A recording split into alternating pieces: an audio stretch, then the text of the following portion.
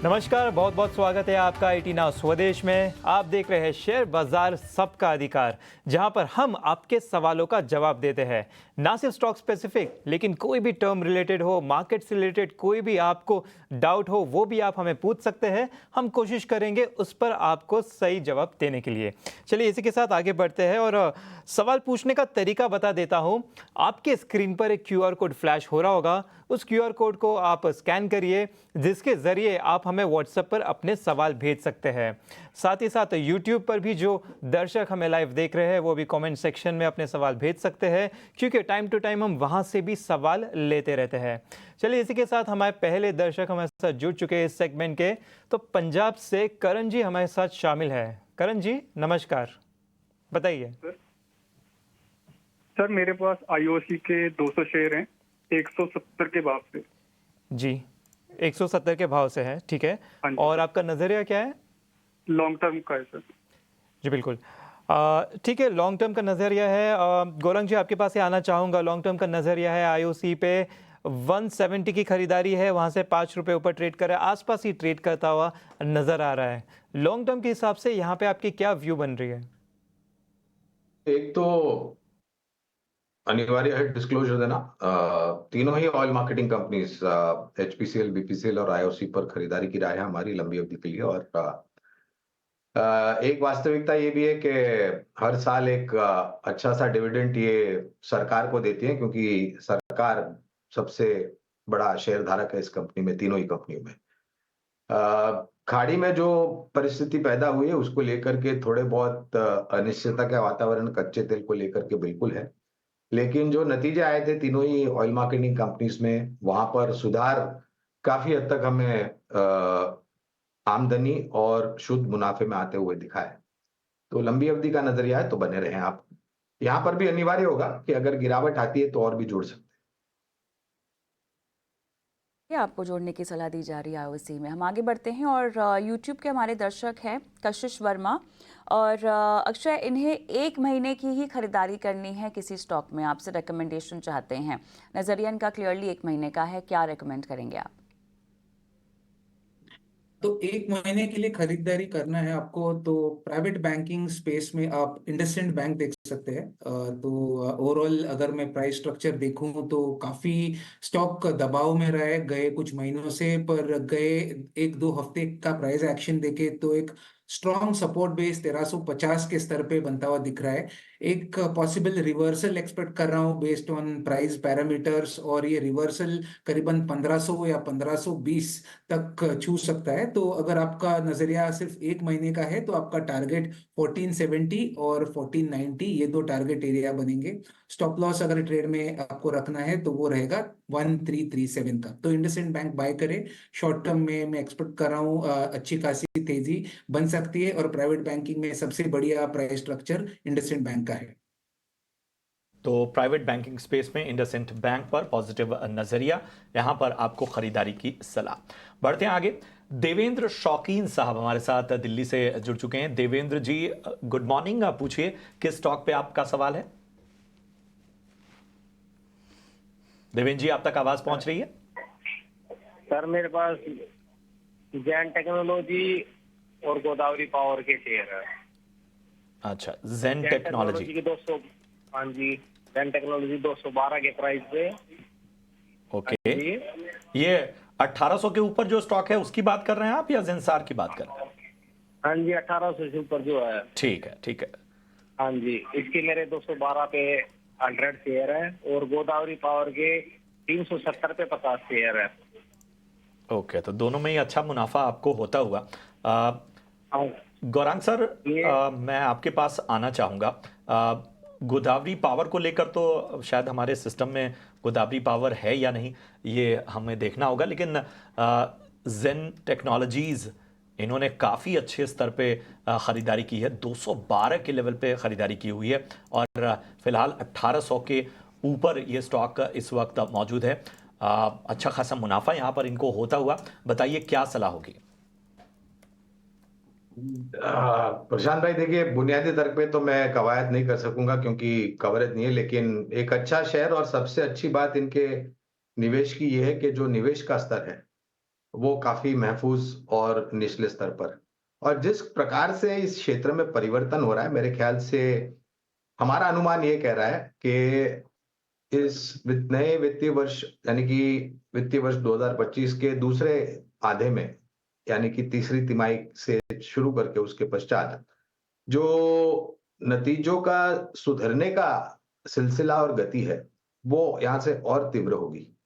तो कंपनी अच्छी है, बैलेंस शीट अच्छी है और सबसे अच्छी बात, निवेश काफी महफूज स्तर पर।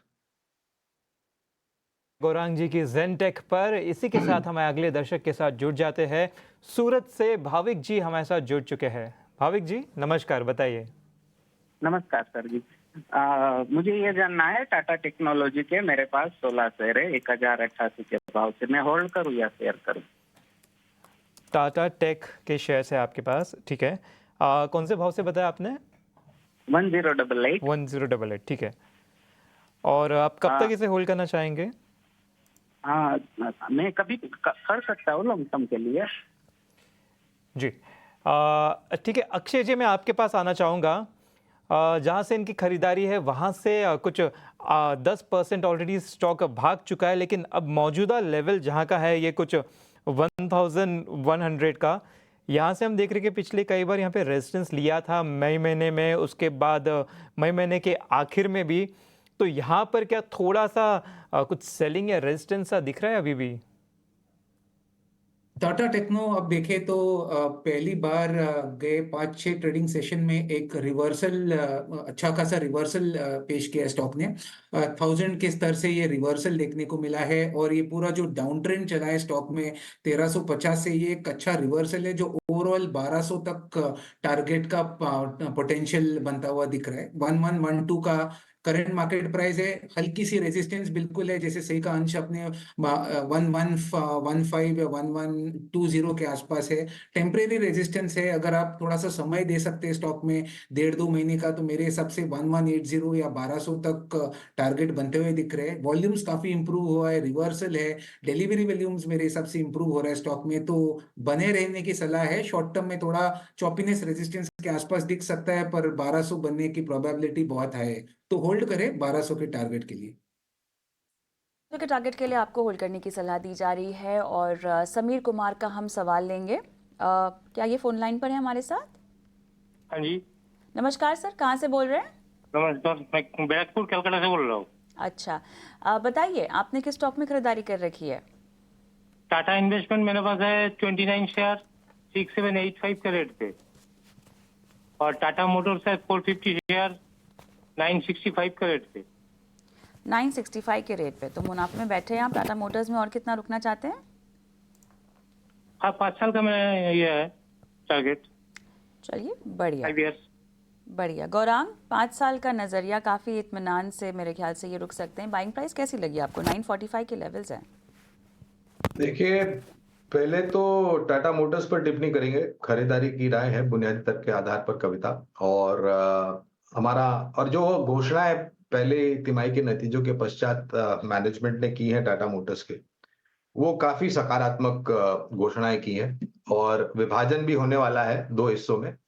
कमर्शियल व्हीकल की एक अलग कंपनी बनेगी और पैसेंजर व्हीकल की एक अलग कंपनी बनेगी, और इससे वैल्यू अनलॉकिंग भी हो सकता है और कारोबार पर और स्पष्टता से ये ध्यान दे सकेंगे और आगे बढ़ते जाएंगे। 1250 के फिलहाल लक्ष्यांक अनुमानित आने वाले तिमाही नतीजों के आधार पर और ये जो विभाजन होने वाला है उसके आधार पर हमने किया है। तो बने रहे लंबी अवधि के लिए। और डेट को लेकर के भी घोषणाएं की थी टाटा मोटर्स के मैनेजमेंट के, 0 डेट यानी कि शून्य जो कर्ज है बैलेंस शीट पर, वो शून्य हो जाएगा आने वाले कुछ समय में। तो सभी सकारात्मक पहलू दिख रहे हैं। टाटा इन्वेस्टमेंट में जो इनका निवेश है, मेरे ख्याल से वो कंपनी अच्छी है कविता, एक बहुत ही मजबूत वित्तीय क्षेत्र की कंपनी टाटा समूह की, और पिछले मेरे ख्याल से 6 महीने साल भर ने एक बहुत ही बेहतरीन आंकड़ों के आधार पर, कामकाज के आधार पर ऊपर के तरफ के दायरे हमने देखे हैं। टाटा इन्वेस्टमेंट पर मैं इतना ही कहूंगा कि बैलेंस शीट और मैनेजमेंट और ग्रुप काफी सक्षम और मजबूत है, और कारोबार में भी पारदर्शिता दिखाई दे रही है। विशेष टिप्पणी नहीं करेंगे क्योंकि कवरेज नहीं। ठीक है, तो ये है नज़रिया इस वक्त आपके स्टॉक पे। चलिए, बढ़ते हैं आगे और अपने अगले दर्शक का सवाल लेते हैं। भावेश हमारे साथ इस वक्त जुड़े हुए हैं। भावेश, गुड मॉर्निंग, कहाँ से बात कर रहे हैं? अहमदाबाद। अहमदाबाद। बड़ी बारिश हो रही है गुजरात में, सुना, अभी क्या स्थिति है? अभी आज सुबह में तो जरा बराबर हो गए, लेकिन स्टिल 48 आवर्स थोड़ा फोरकास्ट खराब है। हाँ, मैं क्योंकि बहुत सारी ट्रेनें जो हैं वो गुजरात में बड़ी फंसी हुई हैं, बहुत सारी दिक्कतें आ रही हैं। चलिए, सुरक्षित रहिए। हमें बताइए किस स्टॉक पे आपका सवाल है? Avenue supermart. ठीक है, किस भाव पे आपने लिया हुआ है? Average 650 since I am holding since 2017। अरे वाह, तो चलिए, तो सबसे पहले तो इतने अच्छे खासे मुनाफे के लिए आपको बधाई, और बधाई इस बात के लिए भी क्योंकि आपने इतना पेशेंस दिखाया इस स्टॉक में, और आज जो है वो उसका रिवॉर्ड आपको भरपूर मिलता हुआ। अक्षय जी, मैं आपके पास आना चाहूंगा। जरा बताइए डीमार्ट पे क्या व्यू बन रहा है? 650 के स्तर से इन्होंने अब तक यहां पर बहुत ही धैर्य के साथ स्टॉक में बने हुए हैं। तमाम उतार और चढ़ाव के बीच अपने जो लेवल्स हैं उन पर एक कहते हैं टिके रहने में भी एक इन्वेस्टर की मजबूती दिखती है। बताइए क्या कहेंगे? जी, तो प्रशांत, बहुत ही बढ़िया लेवल पे इन्होंने एंट्री करा है, उनके लिए सबसे पहले बधाई।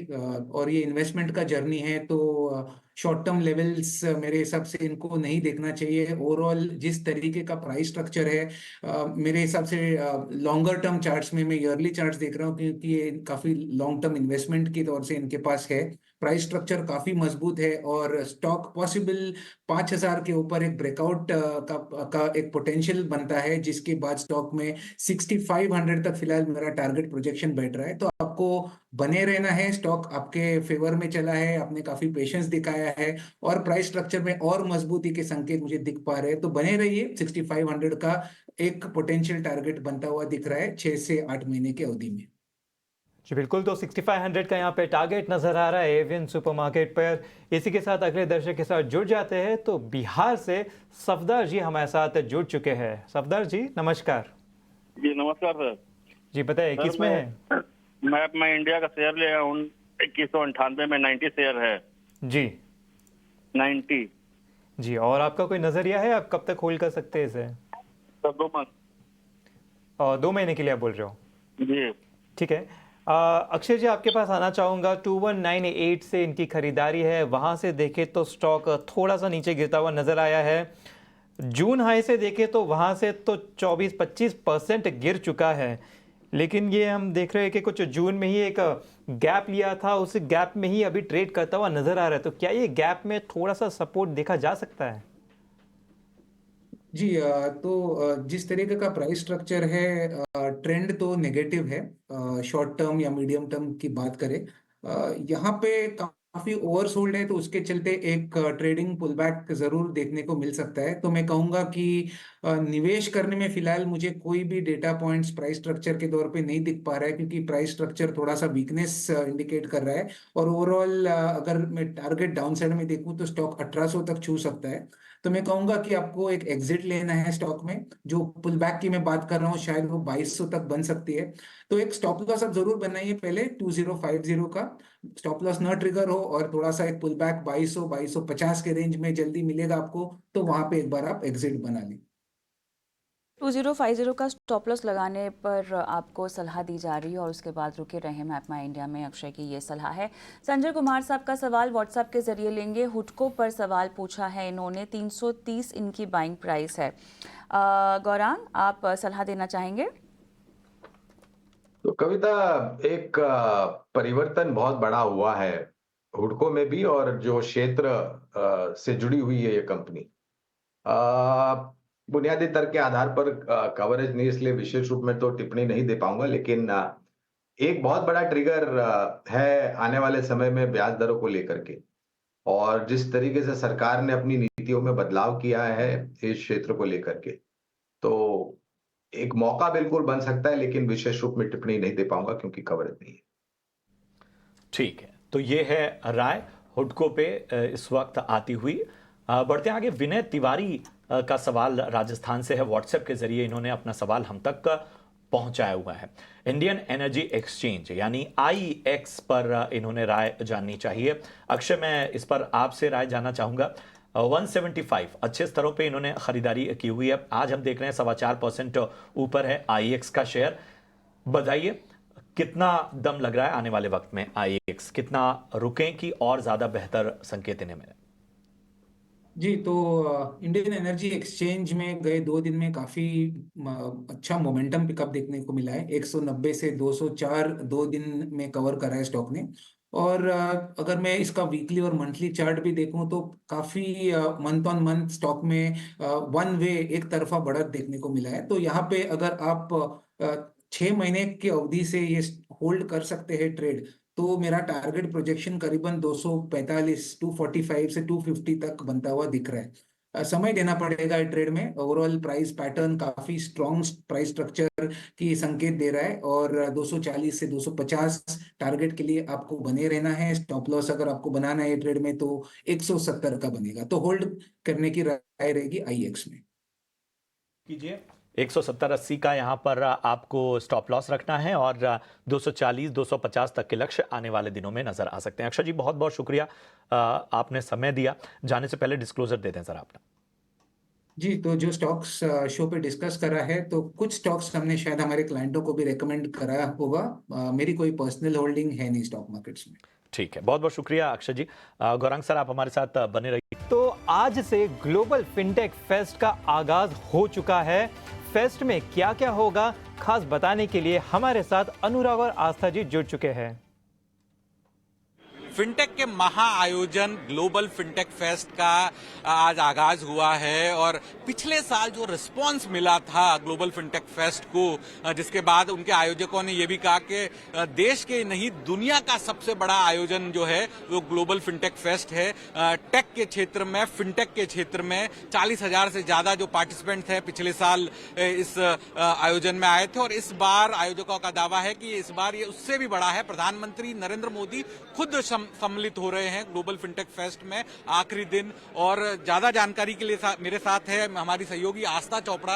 आस्था, इसके अलावा और कौन कौन से बड़े अटेंडीज हैं और इस बार का ग्लोबल फिनटेक फेस्ट किस तरह से अलग है, अनोखा है?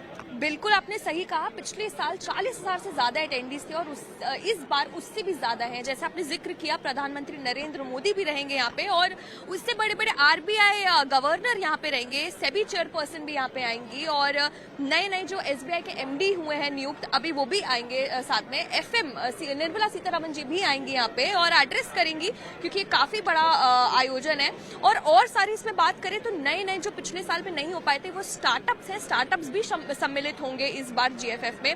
हैकेथॉन जैसे बहुत सारे नए नए इनोवेशंस, प्रोडक्ट लॉन्चेस इसमें आपको इस बार देखने को मिलेंगे और जैसे रीच पिछले साल की थी, अभी काफी ज्यादा रीच। क्या पिछले बार हमने देखा था कि एनपीसीआई के द्वारा कुछ नए प्रोडक्ट लॉन्च किए गए थे, इस बार भी कुछ नए प्रोडक्ट जो है एनपीसीआई ने प्लान करे हैं और ये हम पेविलियन देख रहे हैं। तो इस पेविलियन में किस तरह की जो है स्टॉल्स लगे हैं और वहाँ क्या प्रदर्शनी है? बिल्कुल, एनपीसीआई ने पिछले साल भी लॉन्च करे थे और इस साल भी एनपीसीआई अपने नए प्रोडक्ट लॉन्च कर रहे हैं। और सिर्फ एनपीसीआई ही नहीं, फिनटेक्स जो है, दिग्गज फिनटेक्स भी हैं, वो भी अपने नए नए प्रोडक्ट लॉन्च कर रहे हैं। इनोवेशन की बात उन्होंने करी थी, वो आ रहे हैं। और साथ में हमारे पीछे पेविलियन जो है, इसमें सारे फिनटेक स्टार्टअप्स के एग्जीबिशन स्टॉल्स लगे हैं, जहाँ पे शाम को हमारे आरबीआई गवर्नर भी आएंगे जो लॉन्च करेंगे नए नए प्रोडक्ट्स और काफी बैंक्स के एमडीज भी लॉन्च करेंगे। तो पूरा हैकेथॉन है। नए बैंक्स हैं जो अपने प्रोडक्ट लॉन्च करेंगे, स्टार्टअप्स हैं जो अपने इनोवेटिव प्रोडक्ट्स को शोकेस करेंगे, एनपीसीआई है जो नए प्रोडक्ट लॉन्च करने जा रहा है। तो इस बार का जो ग्लोबल फिनटेक फेस्टिवल है वो और बड़ा और अनोखा होने जा रहा है। बिल्कुल, शुक्रिया अनुराग और आस्था हमारे साथ डिटेल शेयर करने के लिए। हमारी नज़र इस फेस्ट पर बनी रहेगी और आपको हम अपडेट्स देते रहेंगे। चलिए इसी के साथ शो को आगे बढ़ाते हैं और व्हाट्सएप पर हमें कई सवाल आ रहे हैं, वहाँ से हम सवाल ले लेते हैं। तो ये सवाल संजू जी के तरफ से है। तो HAL पर इनकी खरीदारी है, 100 शेयर होल्ड कर रहे हैं 4,800 के भाव से। गौरंग जी, आपके पास आना चाहूँगा। पहले तो HAL पे बताए, दूसरी होल्डिंग इनकी सुजलॉन पे है 73 के भाव से। सुजलॉन देखा जाए तो 73 से काफ़ी ऊपर आ चुका है, लेकिन इस साल देखें तो सुजलन तो ऑलमोस्ट डबल हो चुका है, कुछ 100% का अपमूव दे चुका है ऑलरेडी। HAL पर खासकर बताइए, मुझे अभी भी याद है 1 हफ्ते पहले हमने आपको माझगांव पूछा था, आपने काफ़ी अच्छे से पूरी डिटेल रिसर्च बताई थी डिफेंस सेक्टर पे। तो HAL पर भी राय बता दें कि यहाँ पे क्या बन रहा है। तो देखिए, संजू जी को तो पहले आश्वासन दिलाना चाहूंगा कि पूरे रक्षा क्षेत्र में अगर जो कंपनियां मजबूत और सक्षम है, पहले तो ये बात कर लेते हैं, ये कोई निवेश की राय हम नहीं दे रहे हैं, मात्र सिर्फ लोगों की जो आशंका है या चिंताएं हैं कि रक्षा क्षेत्र में ऊपरी स्तर से बहुत गिरावट आई, कुछ ऐसे भी रिपोर्ट्स आए कि यहाँ से 50-60% नीचे जाएंगे वगैरह वगैरह वगैरह। मैं उन सब रिपोर्ट्स को अहमियत बिल्कुल नहीं देता हूं, क्योंकि आने वाले 3-5 साल और उससे ज्यादा का अगर आप समय सीमा देखें तो जो सक्षम और मजबूत कंपनियां हैं, मिसाल के तौर पर Hindustan Aeronautics Limited, Bharat Dynamics Limited, Mazagon Dock, Cochin Shipyard, BEML, BEL जैसी, गार्डन रीच जैसी कंपनियां हैं, जो कि अमूमन सरकारी कंपनियां हैं रक्षा क्षेत्र की। तो पहले तो पिछले 2 साल में इन कंपनियों ने आपको करीबन 100, 150, 200, 300 गुना रिटर्न दिया। और अगर इतना रिटर्न देने के बाद अगर ये 15, 20, 30 या 40% नीचे भी आता है, तो मेरे ख्याल से किसी को शिकायत नहीं करनी चाहिए, अगर आपका नजरिया लंबी अवधि का है तो। पहली बात। दूसरी बात, आने वाले सालों में जिस प्रकार से ऑर्डर्स मिलेंगे, उससे इनकी ऑर्डर बुक बहुत मजबूत हो जाएगी। हमने वक्तव्य रक्षा क्षेत्र की जो कंपनियां हैं, कुछ हमारे ही चैनल ET Now स्वदेश पर आकर के उन्होंने अपने भविष्य के बारे में बताया भी है और किस प्रकार से ऑर्डर मिलेंगे उसकी जानकारी भी दी। तो एक करेक्शन आया है, ठीक है, उसमें कौन सी बड़ी बात है। अगर नजरिया लंबी अवधि का है तो मेरे ख्याल से नतीजों के आधार पर बहुत ही शानदार इनके आंकड़े आएंगे, तिमाही दर तिमाही, छमाही दर छमाही और साल दर साल। तो आपको ज्यादा चिंता नहीं करनी चाहिए अगर आपका निवेश लंबी अवधि का है। ये जो भी कंपनियां को मैंने नाम लिया है, ये सिर्फ मजबूत और सक्षम कंपनियां हैं। ये कोई निवेश की राय स्पेसिफिक नहीं दे रहा हूं, क्योंकि फिलहाल कवरेज नहीं है। लेकिन हाँ, हिंदुस्तान एरोनॉटिक्स लिमिटेड का जब IPO आया था, तब IPO नोट में हमने निवेश की राय दी थी, और IPO का स्तर, आज का स्तर और सर्वोच्चम स्तर और आने वाले भविष्य में जो कामकाज होगा उससे और भी ऊपरी स्तर देखना बाकी। चलिए, तो रिकमेंडेशन HAL पर ये है गौरांग की, लेकिन हम दिल्ली से SK मिश्रा साहब का सवाल लेंगे, जो कि फोन लाइन पर हमारे साथ जुड़े हुए हैं। मिश्रा जी नमस्कार सर, क्या हालचाल? Sir good morning madam, Swati madam good morning. आपका बहुत पूरा शो देखता हूँ, म्यूचुअल फंड भी देखता हूँ, सारा चीज देखता हूँ। बहुत बहुत धन्यवाद मेरा कॉल लेने के लिए। धन्यवाद सर, धन्यवाद हमें देखने के लिए, हमारे शोज देखने के लिए। उम्मीद करते हैं कि आपको बहुत सहायता मिली हो आपकी फाइनेंशियल प्लानिंग में हमारी सलाह से। बताइए सर। आपकी क्लास ने बहुत पैसे भी बनाए हैं और ऐसी बात नहीं है हमको। इसमें विप्रो में थोड़ा सा मेरा लंबी अवधि का जो भी हम स्टॉक में यूज करते हैं, लंबी अवधि के लिए ही करते हैं। विप्रो में बहुत दिनों से रखा हुआ है, तो इसको कहीं स्विच कर सकते हैं क्या किसी अकाउंट पे, अपना फंड में या स्टॉक में? आपने वैसे कितना तक का नजरिया बना रखा है? लंबा ही नजरिया है ना आपका? लंबा मेरा तो ये 3 साल से कोविड के टाइम में ही लिया था ये, उसके बाद ये गिर गया तो गिरते ही रह गया, उसके बाद उठा ही नहीं स्टॉक। तो मैं इसलिए, और एक मेरा वो इन्फोसिस भी लिया हुआ है, तो इन्फोसिस तो मेरा है 1434 के 1434। चलिए बताते हैं आपको। अभी मैं एक नियर टर्म आउटलुक ही चेक कर लेती हूँ, ठीक है, क्योंकि आपकी विप्रो में बाइंग जो है वो 604 की है। गौरांग, दोनों लंबी अवधि के लिए रुके जा सकते हैं। आई थिंक उम्दा IT काउंटर्स इन्होंने उठाए हैं। 1434 इन्फोसिस की बाइंग प्राइस है, विप्रो 604।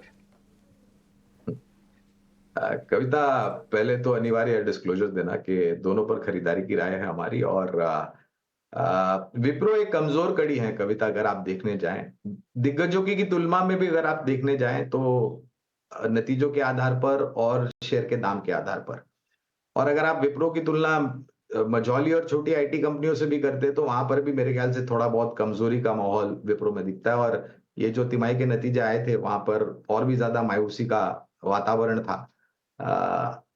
विप्रो पर हमारे जो लक्ष्य है वो आ चुके हैं, जो अभी फिलहाल भाव है 533 का। हमारे लक्ष्य करीबन 527 के आसपास के थे। अगर मिश्रा जी को चिंता हो रही है कि 3 साल से या 4 साल से इन्होंने निवेश किया है और नुकसान हो रहा था काफी, लेकिन अब नुकसान थोड़ा बहुत कम हुआ है, तो पहले तो इनको और भी ज्यादा धैर्य रखना पड़ेगा, क्योंकि नतीजों में परिवर्तन आएगा तभी आपके शेयर के दाम विप्रो के ऊपर जा सकते हैं। और अगर आपको बहुत ही ज्यादा चिंता है और अगर आप परिवर्तन की पूछ रहे हैं, क्योंकि आपके प्रश्न में आपने ये भी पूछा है मिश्रा जी कि क्या मैं यहाँ से निकल करके किसी और क्षेत्र या कंपनी में निवेश कर सकता हूँ क्या, तो अगर आपको यही चिंता है तो मेरे ख्याल से इसी स्तर के आसपास टाटा पावर मौजूदा स्तर करीबन 490 के आसपास है कविता। अगर लंबी अवधि का नजरिया है, माफ कीजिएगा 430 के आसपास मौजूदा स्तर है, अगर लंबी अवधि का नजरिया है तो आप टाटा पावर में निवेश कर सकते हैं। यहाँ पर बहुत बड़ा परिवर्तन है। एक तो ऊर्जा उत्पादन क्षेत्र काफी अच्छा लग रहा है, नई ऊर्जा उत्पादन क्षमता जुड़ रही है और अलग अलग नए कारोबार में ये अपने नक्शे कदम रख रहे हैं। तो अगर आपको बहुत ही ज्यादा चिंता हो रही है मिश्रा जी, तो आप चाहे तो परिवर्तन कर सकते हैं, अन्यथा आपको धैर्य रखना पड़ेगा विप्रो को लेकर के और इन्फोसिस पर लंबी अवधि के लिए खरीदारी की जाए। चलिए, तो यहाँ पर ये दोनों काउंटर्स पर आपको सलाह दी जा रही है और क्योंकि हम आईटी काउंटर्स की बात कर ही रहे हैं तो आज ज़ोरदार तेज़ी का आलम एलटीआई माइंट्री में भी देखा जा रहा है। 7% के आसपास का उछाल है।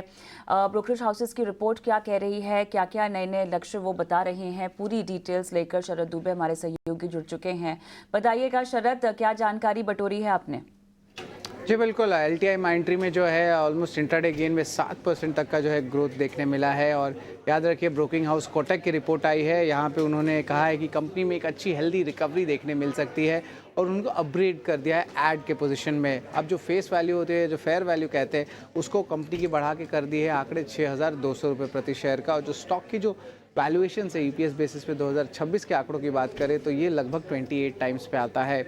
ब्रोकिंग हाउस ने कहा है कि कंपनी जो है बाउंस बैक कर सकती है वित्त साल 2024 की लोज से काम के लेके। और जो दो सेगमेंट्स है जहां पे उनकी अच्छी बेनिफिशियरी बन सकती है कंपनी, जहां पे रिकवरी आएगी, वो है बीएफएसआई सेगमेंट और दूसरा है हाईटेक सेगमेंट।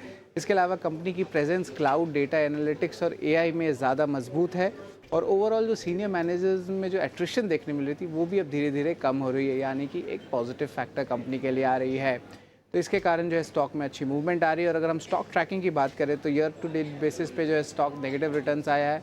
बट अगर बात करें एक साल की अवधि में तो स्टॉक में लगभग 19% का गेंस देखने मिला है।